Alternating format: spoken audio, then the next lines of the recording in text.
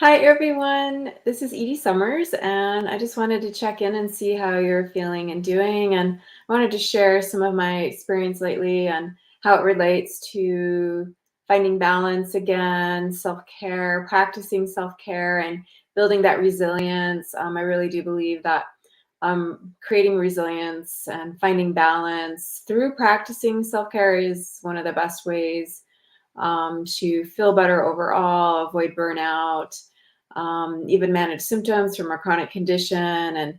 And there's so many ways and reasons to practice self-care. For a long time, I was working for other people in a very intense capacity. I was also commuting for a couple of hours, 5 days a week. So that was about 10 hours a week just commuting. And I was doing some really intense jobs.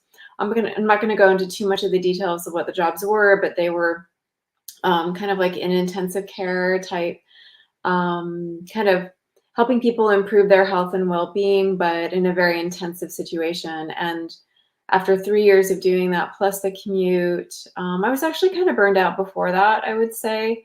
But that really threw my body off. And for those of you who don't know, I am the author of the book, The Memory of Health, and I developed chronic fatigue in my early 20s, and I had to learn how to really show up for myself because of that and practice really deep self-care. And I did achieve balance in my early 20s. It took me some time to figure it out, but I've had some other crashes since then, whether it's due to being in grad school or having to work really difficult jobs, and again, maybe having a commute in addition to that. I have a tendency to push myself and be a perfectionist. And so having that background of having to deal also with, needing to improve my health because of having maybe more issues with developing chronic fatigue, things like that. And also having been through some trauma, which I think can contribute to energy issues for people or different chronic conditions or chronic or symptoms. I've had to learn a lot, and I've learned a lot about what helps to lessen symptoms in the body and avoid burnout. And I'm always just looking to pass what I've learned along to you. So again, I did write a book. It's called The Memory of Health, and the subtitle is A Journey to Well-Being. And it's very comprehensive. I do cover a lot of self-care tips in there, and I do talk a lot about energy and chronic fatigue. I also talk a lot about resilience, including traumatic resilience, kind of how you can bounce back from having gone through trauma.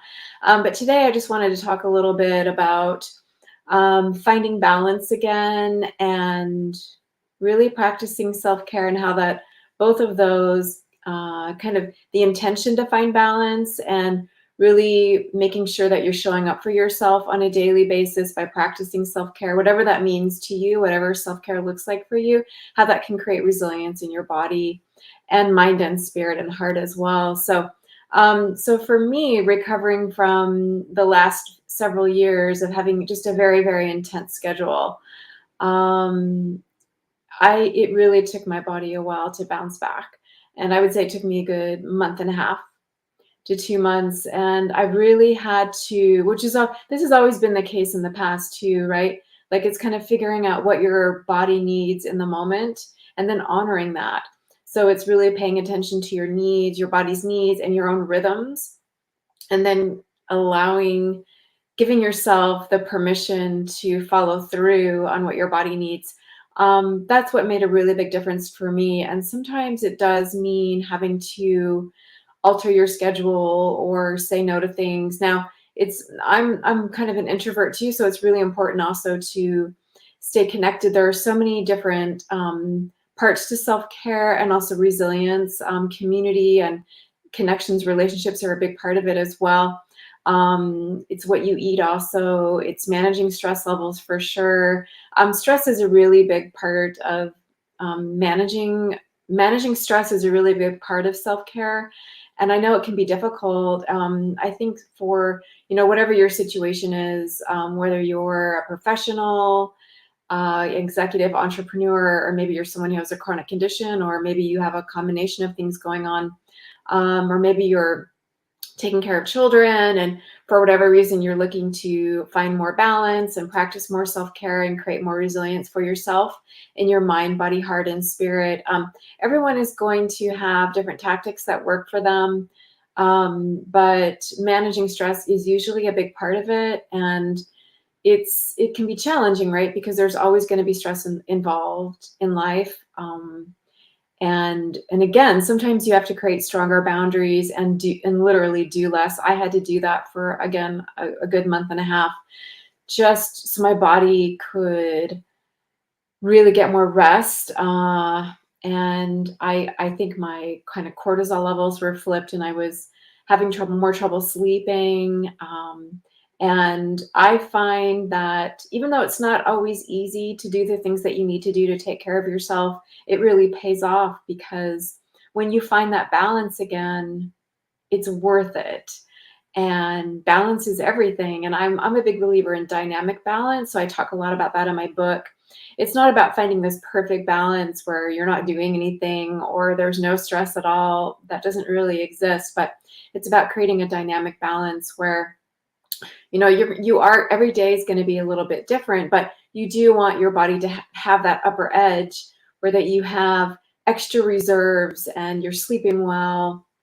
And I know that can be difficult, depending on your situation. Now, I do work with people who have chronic conditions and people who struggle with chronic fatigue and even CFS. And I am addressing you as well in this video, as well as other people who might be trying to avoid burnout, or maybe you have burnout, whether that's from working too much, or maybe you're feeling burned out from having a chronic condition, having just the constant stress of dealing with symptoms. Self-care applies to either any of those situations. How do we show up for ourselves? First of all, how can we create the intention to show up for ourselves? And a lot of times you have to reset the intention, right? If you go through some really major stressful events, like for me, again, it was just way too much work, way too much commuting, and honestly, it was too much for me to commit to in the first place. But I had to in the moment. So, but I have now made choices that align. You know, at some point you kind of come to the realization that well-being really is a factor, and you can make choices based on what's most important to you in your life. And for me, now all of us, of course, want to feel good and feel as well as we can, and sometimes sometimes we can't make choices. Sometimes it's just choosing between the least of the most difficult situation, right? Whether that's in terms of work or something else.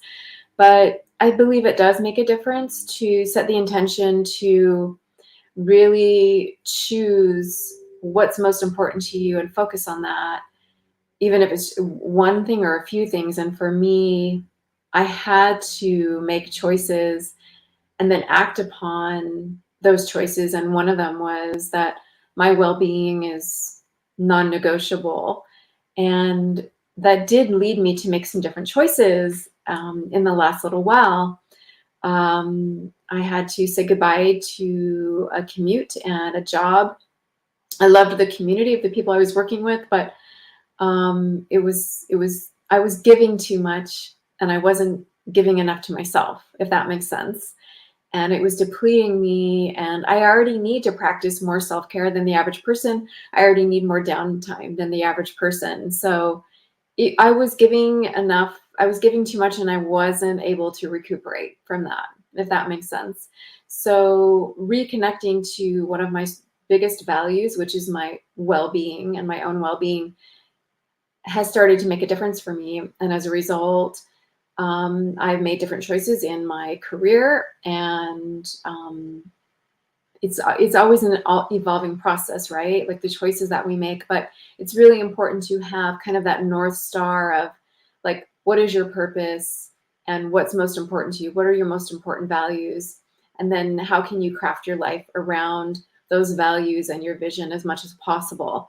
So now for me, I was having a lot of trouble sleeping in the last few months, but I've started to sleep better, and sleeping better really does make a huge difference. So that comes down to when we talk about self-care and sleep. Um, there are many components to self-care. There's how you eat, there's how you sleep. It's the people, it's the community that's around you, the people that you engage with, making sure you have people to engage with. Movement and exercise, if you're able. Those are some of the components of self-care, and then stress management. Sleep is a really big part of it because it's kind of the foundation for everything else. And I know how hard it is and how difficult it is when you're not sleeping well, because that absolutely translates to not feeling well during the day. It makes it that much harder to bounce back from stress. It can really contribute to chronic fatigue or low energy. It can make symptoms flare up if you have chronic conditions. It can make your burnout feel worse. It really depletes your reserves, right? And of course, good nutrition can also really up your reserves as well. But if I had to talk about some of the ways that I started to find balance again and practice more self-care and build that resilience, I would say that for me, I definitely noticed that sleeping better was a huge part of it. And a lot of times we can't control how well we're going to sleep. And believe me, I know that very well. I'm going to share some of the tips around what helped me to sleep better. And again, it was a process because my body was out of balance from pushing so much and giving so much, from the commute and from the type of work I was doing, in a service position, in a care, kind of in a intensive care situation, acute care. I was just very depleted, and I was having trouble sleeping. Like I said before, my cortisol patterns were kind of flipped, and I was probably more tired during the day and sort of more awake and having a harder time kind of decompressing at nighttime. And part of it was just slowing down enough and not doing as much for quite a while. Again, it took me about a month and a half. Not having as much on my plate and doing that on purpose helped my body to start to decompress. And over time, I was able to sleep better. I really tried to focus on nutrition and also managing my stress during the day, because that can influence how you sleep at night. I am a big fan of using supplements too. So I was using different supplements, like a very, very small microdose of melatonin, valerian, GABA. There are several things that I use, and I mentioned a lot of the tactics that I use for sleep and nutrition and self-care in my book, The Memory of Health. It started to make a difference. I would say if it's one thing that made a difference for me in starting to get my balance back this last time, it was getting better sleep. And again, I know that that's not always easy to do, and sometimes it feels like it's never ending. And in the CFS communities and people with chronic fatigue, I know that it can be an ongoing issue that seems to never resolve itself. But actually, sleep issues have really become a big issue for a lot of people these days. A lot of people are having trouble sleeping, and I really do believe a lot of it is because we are so out of balance and we're not practicing enough self-care, and there's too much going on. We're doing too much. We're completely overstimulated. Our brains are overstimulated. There's so much content out there. There's so much on the web, and we're constantly being asked to look at something, react to something. It's creating way too many dopamine hits in our brain. We're getting kind of that reward system in our brain is getting activated way, way too much, and we don't have the normal amount of downtime that we used to have to sort of process life and decompress. Get outside, take a walk in nature, or just, do nothing. I'm a huge fan of doing nothing. Now, for someone who is a perfectionist, and so I do love to achieve things. However, I'm a huge fan of doing nothing as well, because I think that we really need it, especially in this day and age, to decompress. And, there is also so much going on in the world. We have so many things happening, natural disasters, and tensions are high, and it's I think that sometimes stress can come from also just kind of absorbing all of that and not being able to decompress from that. And make sure you're getting the support that you need, whether that's professional support or support of loved ones or friends, community. That's also very, very important. I would say that, really take the time to slow down and tune in, check in with yourself. Really, really be honest with yourself about what you need. And, I believe that your body is really good at talking to you and communicating with you, along with your soul, your heart. All of these parts of yourself are very, very good, I believe, at communicating with you. They all have their own voices. It's really just a matter of us being able to slow down enough and kind of get rid of the noise around us, right? All the distractions, so that we can really, really check in and be present with ourselves enough to honor what our bodies need, and whatever that might be. And so I really wish that for you. These are some of the things that worked for me, and I really wish that for you, that you start to find more balance in your life and practice more self-care, whatever that looks like for you, and really start to create more resilience for yourself. And feel free to reach out to me on any channel. You can DM me or IM me. You can look for my book as well. The Memory of Health is available on Amazon. It is available as an ebook on Amazon.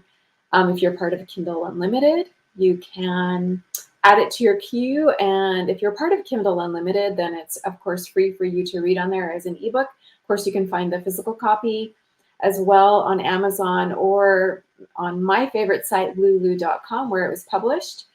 You can get it in color there, and it's really nice to look through it that way. And I go through a lot of theories of not only chronic fatigue, but CFS in there, but also tons of ways to improve your energy and find balance, create more resilience, practice self-care, practice deep nutrition. And I go over a lot of theories of, what might be causing symptoms for you if you have a chronic condition, whether it's due to CFS or MS or RA, lupus. I do address burnout a little bit, and it's really just a book that's designed to be a memoir on well-being and also a guide to well-being. It took me 10 years to write, and so that's there at your disposal. And again, you can reach out to me on, I'm on LinkedIn, I'm on Facebook, Instagram, Pinterest, Twitter, which is now X, I believe. So I'm on a lot of those sites. I'm contemplating TikTok. I'm contemplating it. Maybe Reddit, I don't know, we'll see. But I am on a lot of the social media sites, and we actually have some really great groups and Facebook pages as well. On Facebook, there's a page actually called SelfCare Central. If you're looking to join other people who are really focused on their self-care. We have a private group. Well, we have a group. It's not private, but a group on Facebook that is connected with SelfCare Central. It's called Burned Out to Breakthrough. So you can join us in there, and that focuses a little more on burnout, mostly because of having mostly burnout due to work. But again, I have researched and read that burnout can also be a product of chronic illness, like just being burned out from having symptoms, constantly dealing with symptoms. And I do believe that practicing self-care can really help to minimize symptoms. It can make a difference. So I wish that for you as well. We also have some really great groups and pages on Facebook. If you do have chronic fatigue, we have a page on there called Chronic Fatigue Support. It has 25,000 plus people on there, really great support. And there is also a corresponding private group on Facebook, also called Chronic Fatigue Support, or something very similar to that name. If you type in Chronic Fatigue Support in groups, it should come up. And you can be an anonymous member in there. You can post anonymously. It's private. It's designed for people that need it to be private, because sometimes when we were talking about very sensitive subjects, whether it's chronic fatigue or CFS, or any sensitive subject related to that, people just want their privacy, and some people do post anonymously in there. So, but you can get the support that you need. So feel free to join us in those groups. And again, I just wanted to wish you well, wish you more well-being and balance, and hoping that you can find ways to practice more self-care. I'm also wishing you better sleep. Again, I know that's such an issue for so many of us, and I do believe that there are ways to improve sleep. Again, watch your stress levels during the day. Maybe try to not do as much for a while to give your body that time to decompress. Again, I'm a huge fan of sleep supplements. Valerian's great, GABA's great. They have now shown in research that with melatonin, it's microdoses that work best. And it will start to actually kind of kick in your own melatonin as well if you take a microdose. So I have a supplement formula called Sleep that works super, super well for me. It has a microdose only of melatonin in it, plus very small amount of GABA and valerian, works super well for me. Also, you can consider something like adaptogens. Adaptogens are really good for balancing out your stress response system. So if your system is getting out of whack from too much stress, then adaptogens like reishi, ginseng, valerian, if you take that at nighttime, there are so many adaptogens out there, but they literally help your body adapt to stress. And one of my favorites is reishi, but I do use valerian at nighttime as well. That's also an adaptogen. I talk a lot about adaptogens and other stress and sleep support in terms of supplements and self-care tips in my book, The Memory of Health. And thank you so much for listening today. I hope that you can start to create that resilience in your mind, body, heart, and spirit today. Thanks for listening, and I'll talk to you soon. Bye.